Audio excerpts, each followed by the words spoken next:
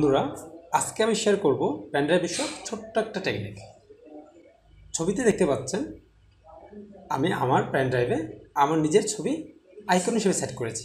আপনিও যদি আপনার পেনড্রাইভে আপনার ছবিটি আইকন হিসেবে সেট করতে চান, ছোট্ট ভিডিওটা মনোযোগ দিয়ে দেখুন।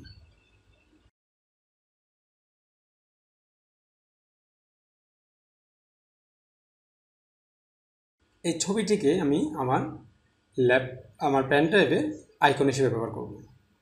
তাহলে আমি প্রথমে কী করব? প্রথমে ছবিটির উপরে রাইট বাটন ক্লিক করব, ওপেন উইথ পেইন্ট ওপেন করব। এরপরে যাব ফাইলে গিয়ে সেভ এস বিএমপি পিকচার, এই পিকচার ফরম্যাটে সেভ করব। আসলো, আমি সেভ করলাম, এমএম নাম দিয়ে সেভ করলাম, সেভ হয়ে গেল। তাহলে আমি আমার পিকচারটা এই যে চলে আসলো বিএমপি, এই এমএম নামে পিকচার চলে আসলো। এরপর আমি রাইট বাটন ক্লিক করব, ক্লিক করে রাইট বাটন ক্লিক করে নিউ টেক্সট ডকুমেন্টে যাব। নিউ টেক্সট ডকুমেন্টটা ওপেন করব। ওপেন করার পরে আমি এখানে লিখব অটো রান, থার্ড ব্র্যাকেট দিব। তারপর লিখব আইকন ইকুয়াল mm.pm। এখন আমি সেভ করব file, save S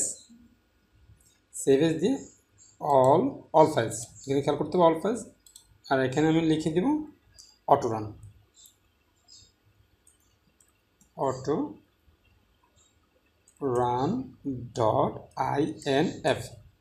.inf save. আমার autoRun.in নামে এই ফাইলটা তৈরি হয়ে গেল। এখন আমি এই autoRun আর এই বিএমএফ এই দুইটা ফাইল কপি করে আমার পেনড্রাইভে